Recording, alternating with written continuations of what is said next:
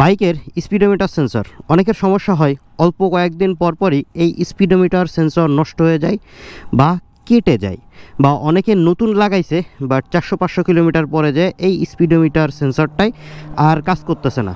আচ্ছা, যারা জানেন না তাদের জন্য বলে দিই, এই স্পিডোমিটার সেন্সরের কাজ হইল আমরা যখন বাইক চালাই তখন কত গতিতে চালাই এইটা হচ্ছে আমাদের এই মিটারে শো করে। এই যে এখানে জিরো আছে, এইখানে আপনার ওঠে যে কত কিলোমিটার গতিতে আমরা বাইকটা চালাইতেছি, যার জন্য এই স্পিডোমিটার সেন্সরটা খুবই গুরুত্বপূর্ণ আমাদের বাইকের জন্য। আমরা বাইক কত কিলোমিটার গতিতে চালাইতেছি এটা রাস্তায় একটা নির্দেশিকা থাকে, তার বেশি চালাইলে হয়তোবা মামলা খাইতে পারি, বা এটা আমাদের ভালোর জন্য আর কি।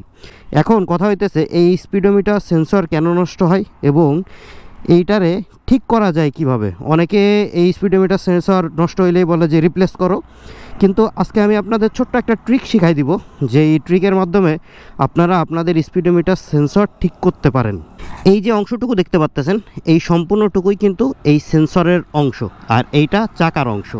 এখন এই স্পিডোমিটার সেন্সরের মধ্যে থাকে কি, থাকে হচ্ছে এই রকম মোটা একটা ম্যাগনেট, যেটা হচ্ছে এইটার মধ্যে রোটেট করে। রোটেশনের ফলে যে ম্যাগনেটিক ফিল্ডটা তৈরি হয় সেইটা এই ক্যাবেলের মাধ্যমে একদম ডিরেক্ট আমাদের মিটারে নিয়ে যায় আমাদের মিটারটা শো করে। এখন অনেক সময় হয় কি, এই যে এই জায়গায় যে ম্যাগনেটটা থাকে এর এই পিছনের যে পার্টটা আছে এই পার্টটা ক্ষয় হয়ে যায়, আর এই যে চাকার এই পাশে একটা পিনিয়াম মতো থাকে, ওই পিনিয়ামের সাথে এই ম্যাগনেটের ঘাটটা এরকম লেগে থাকে, মানে একটা ঘাট মতো থাকে। এখন যখন এই পাশ ক্ষয় হয়ে যায় তখন এই ঘাটটার থেকে হচ্ছে ছেড়ে দেয়। আমি আপনাদের খুলে দেখাইতে পারলে সব থেকে ভালো হইতো, বাট আমার কাছে এরকম কোনো ক্যাপাসিটি নেই যে আমি আপনাদের খুলে দেখাবো। ওই পিনিয়ামের থেকে যখন আলাদা হয়ে যায় তখন এই চাকার রোটেশন আর এই ম্যাগনেটের রোটেশন এক হয় না, বা এই ম্যাগনেটটা তখন ঘোরে না, যার কারণে আমাদের এই সেন্সরটাই কাজ করে না।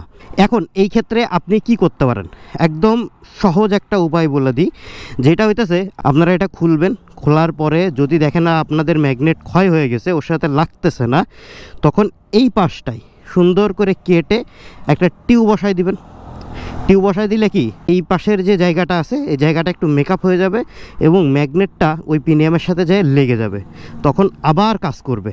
তবে এইটা কতদূর থাকবে আমি জানি না, সব থেকে ভালো হয় যদি এই মাপের কোনো অসার পান বা আপনারা বানায় কেটে লাগাই দিতে পারেন, তাইলে সব থেকে ভালো হয় যে এই পাশের জায়গাটা হচ্ছে মেকআপ হয়ে গেল এবং ম্যাগনেটটা পিনিয়ামের সাথে লেগে গেল, তখন আপনার মিটার আবার কাজ করবে।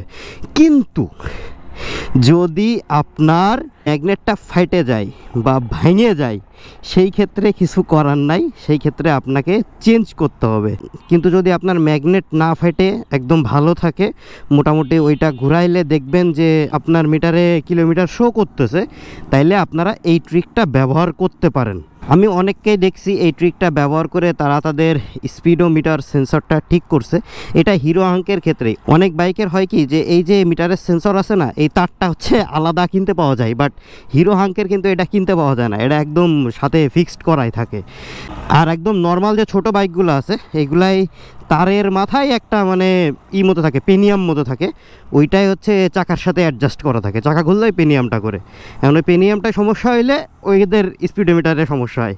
আর যেগুলো আমাদের উন্নত বাইক আছে সেগুলো তার এরকম না, সেগুলো একদম ইঞ্জিনের সাথে ফিক্সড করা থাকে। বিসমিল্লাহির রহমানির রহিম। তো এই মূলত হচ্ছে স্পিডোমিটার সেন্সরের কাহিনী। যারা জানতে চাইছিলেন, আমারে কয়েকদিন আগে ইউটিউবে না ফেসবুকে আমার একটা ভাই নক দিছিল যে ভাই স্পিডোমিটার সেন্সর নিয়ে একটা ভিডিও বানান, যে আমি 400 কিলোমিটার চালাইছি, এখন আমার স্পিডোমিটার সেন্সরটা নষ্ট হয়ে গেছে, এখন কি করা যায়। এখন আমি এই যে বলে দিলাম, যদি এই ট্রিকে কাজ করে তাহলে তো করলো, আর যদি না করে, মানে আপনার ওই ম্যাগনেটটা ভেঙে যায় বা পেনিয়ামটা ভেঙে যায়, তাহলে ম্যাগনেট বা পেনিয়াম চেঞ্জ করে দেখতে পারেন, আশা করি ঠিক হয়ে যাবে। আর না হইলে ভাই কিছু করার নেই, আপনাকে এটা পুরোটাই চেঞ্জ করতে হবে ভাই। এটা দাম মনে হয় 3000 টাকা এরকম এই সেন্সরটার দাম। আমি সঠিক জানি না, তবে আমি মেলাদিন আগে মনে হয় দাম শুনছিলাম 3100 টাকা বলছিল। আর আপনারা এমনি খারাপ ব্র্যান্ডের লাগাবেন না, যদি আপনারা পারেন তাহলে অবশ্যই হাঙ্কেরটাই লাগানোর চেষ্টা করবেন, অন্য ব্র্যান্ডেরটা লাগানোর চেষ্টা করবেন না। হ্যাঁ, আমি বলতেছি না যে শোরুম থেকেই আপনাকে কিনতে হবে, এরকম কোনো কিছু না। আপনারা শোরুমের থেকে কেনার দরকার নেই, আপনাদের যে জায়গা সুইটেবল মনে হয় তবে ট্রাস্টেড শপের থেকে কিনবেন, তাইলে আপনারা এই জিনিসগুলা ভালো পাবেন।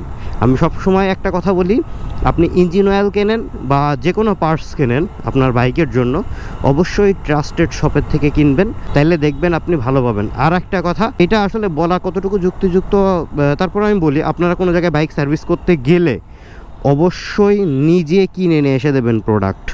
মিস্ত্রির কাছে ফেলাই দিবেন না যে ভাই আপনি যেটা ভালো মনে করেন সেটা কিনে নিয়ে আসেন, না, এই কাজটা কখনোই করা যাবে না। আপনার কাছ থেকে যদি খারাপ হয় তাহলে প্রোডাক্ট আপনার কাছ থেকেই খারাপ হবে। আপনি জেনে নেন কোন জায়গায় ভালোটা পাওয়া যায়, বা আপনি অনলাইনে সার্চ দেন, তাইলেই দেখবেন অথেন্টিক সব কোন জায়গা আছে, আপনি সেই জায়গা থেকে কিনে নিয়ে আসেন। কিন্তু মিস্ত্রি দিয়ে কিনায়েন না। মিস্ত্রি দিয়ে কিনাইলে তারা হচ্ছে, মানে সবার কথা বলতেছি না যে সবাই একরকম, কিছু কিছু মিস্ত্রি আছে চেঞ্জ, তারা হচ্ছে ডুপ্লিকেটটা কিনে নিয়ে এসে আপনারটা লাগাই দিবে অ্যান্ড সেখান থেকে কমিশন নিয়ে নেবে, আর ঠিক 2 দিন পরে আপনার ওই জিনিসটা আবার নষ্ট হয়ে যাবে। যার কারণে আপনারা চেষ্টা করবেন সব সময় নিজেরা এই জিনিসগুলা কেনার, এবং সেই জিনিসগুলা কিনে নিজে দাঁড়ায় থেকে ভাই তুই লাগা, আমি দেখতেছি, এটা হলো ভালো। আর যদি আপনার ট্রাস্টেড শপ থাকে তাহলে কোনো সমস্যা নেই। যেরকম আমি আমার বাইক ইসরাফিলের কাছে ফেলাই দিয়ে চলে যাই, কিন্তু আমি জিনিস কিনে দিই, দিয়ে ইসরাফিল এটা লাগাই দেয়, ও আমার ঠিক ওইটা মতো লাগাই দেয় যে হ্যাঁ হ্যাঁ ঠিক আছে আমি লাগাই দিছি, গুছ করে দিছি। তো এই জিনিসগুলো হইলো আপনার নিজের কাছে, আপনি কি করবেন। তবে আমার মতে যে কোনো জিনিসই আপনি মিস্ত্রি দিয়ে কিনাবেন না বা হেল্পার দিয়ে কিনাই নিয়ে আসবেন না। একটা লাইটও যদি কিনতে হয় আপনি নিজে কেনেন। যাই হোক, আশা করি এই সংক্রান্ত প্রশ্নের উত্তর আপনারা পেয়ে গেছেন। এইভাবে একটু জোগাড় করে আপনার স্পিডোমিটার সেন্সরটা ঠিক করতে পারেন। আমি যতদূর জানি আমি ততটুকু আপনাদের বললাম। যদি কাজ না হয় তাহলে তো ভাই কিছু করার নেই, তবে অনেকেরই কাজ হয়েছে আমি জানি, এবং এটা ওয়ার্ক করে। এই ভিডিওটা আর বড় না করি, এই ভিডিওটা এই জায়গায় শেষ করে দিচ্ছি। যদি ভিডিওটা ভালো লাগে থাকে তাহলে অবশ্যই একটা লাইক দিয়ে দিবেন, আর এমন ভিডিও বা ভ্লগ আরও দেখতে চাইলে আমার ফেসবুক পেজটা ফলো করতে পারেন, ইউটিউব চ্যানেলটা সাবস্ক্রাইব করতে পারেন। আর যতদিন না নতুন একটা ভ্লগ বা ভিডিও আসতেছে ততদিন সবাই থাকবেন ভালো, সবাই থাকবেন সুস্থ, দোয়া করবেন আমার জন্য। আসসালামু আলাইকুম, আল্লাহ হাফেজ।